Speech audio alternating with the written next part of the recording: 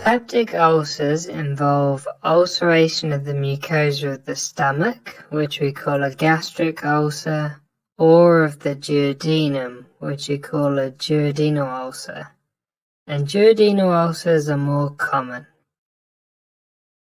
Normally there's a protective layer in the stomach which is comprised of mucus and bicarbonate, which neutralizes the acid, and this is secreted by the stomach mucosa.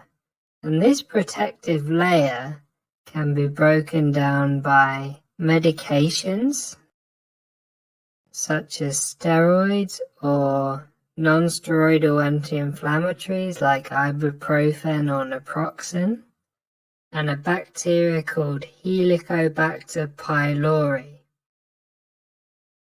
There can also be an increase in stomach acid, which makes the stomach mucosa more prone to ulceration.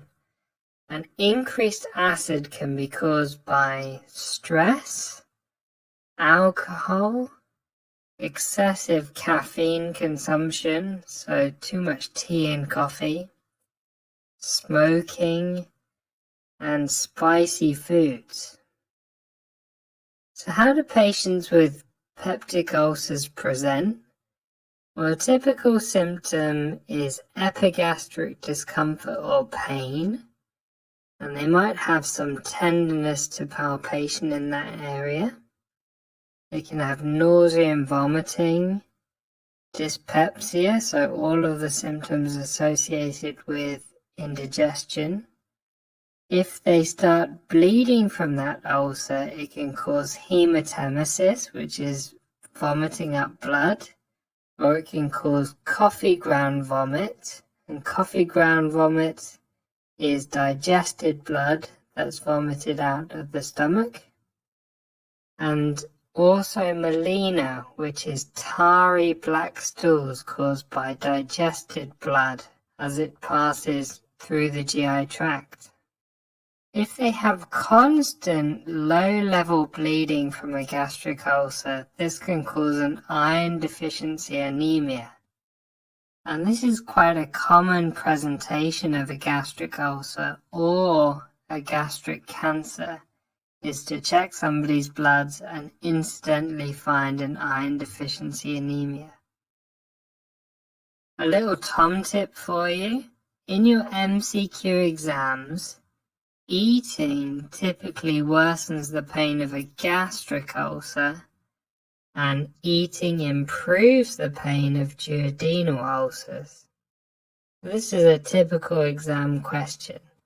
And the way that you can remember this is as food passes into the stomach, it's going to irritate that ulcer, but food passing into the stomach will mop up some acid that then won't pass through into the duodenum, so it'll improve the duodenal ulcer pain.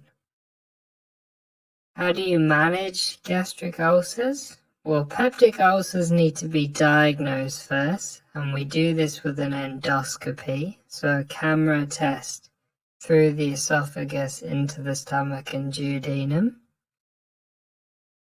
During the endoscopy, they can do a rapid urease test, which is called a CLO test, and this can be performed to check for H. pylori. They'll also consider doing a biopsy during the endoscopy to exclude any cancer in that ulcer, as gastric cancer can look and present very similarly to a gastric ulcer. Then there's medical management, which is very similar to gastroesophageal reflux disease, using high-dose proton pump inhibitors to reduce the amount of acid in the stomach.